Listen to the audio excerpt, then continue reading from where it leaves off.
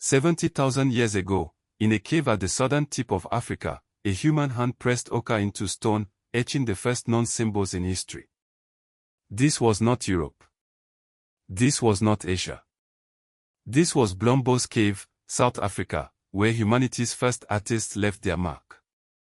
These geometric designs, older than any cave painting in France or Spain, prove Africa was the cradle of creativity. But this is just the beginning. Across millennia, African civilizations built empires, traded gold across deserts, and created libraries that rivaled Oxford. Yet their stories remain buried. Today, we unearth them. From the ochre plaques of Blombos to the towering stone walls of Great Zimbabwe, from the gold-rich Mali Empire to the scholarly oasis of Timbuktu, this is Africa's hidden history. Let's start where it all began. Deep in Blombos Cave, archaeologists uncovered ochre stones engraved with cross-hatch patterns. These were no random scratches. They were deliberate, symbolic, a language before words. Imagine the artist, crouched by firelight, translating thought into form.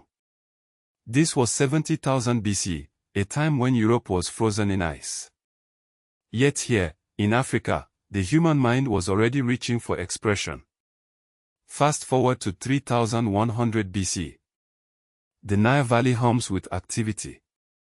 Nama, the first pharaoh, unites Egypt, creating history's first nation-state.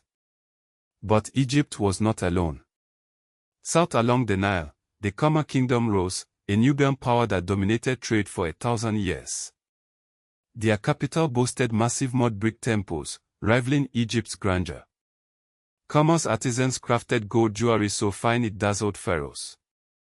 Yet how many know their name?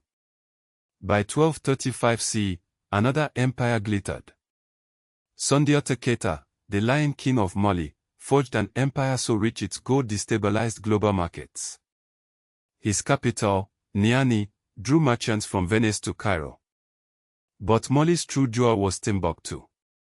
In the 15th century, its libraries held 700,000 manuscripts, astronomy treatises, medical texts, legal codes. Scholars debated under the desert stars, their ink made from gold dust.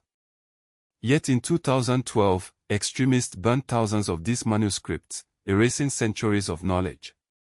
Meanwhile, south of the Sahara, Great Zimbabwe stone towers stood testament to another forgotten empire. Its walls, built without mortar, enclosed the city of 18,000 people trading gold and ivory with China. European colonizers refused to believe Africans built it, attributing it to mythical white kings. The truth. Zimbabwe's masons mastered stonework centuries before Europe's cathedrals. And then there are the San people, whose rock art adorns Kangumin. Their paintings, some 7,000 years old, depict shamanic visions and sacred eland antelopes. Unlike Egypt's monumental art, San creations were intimate, spiritual, a dialogue with the land. Today, their descendants fight to preserve this legacy.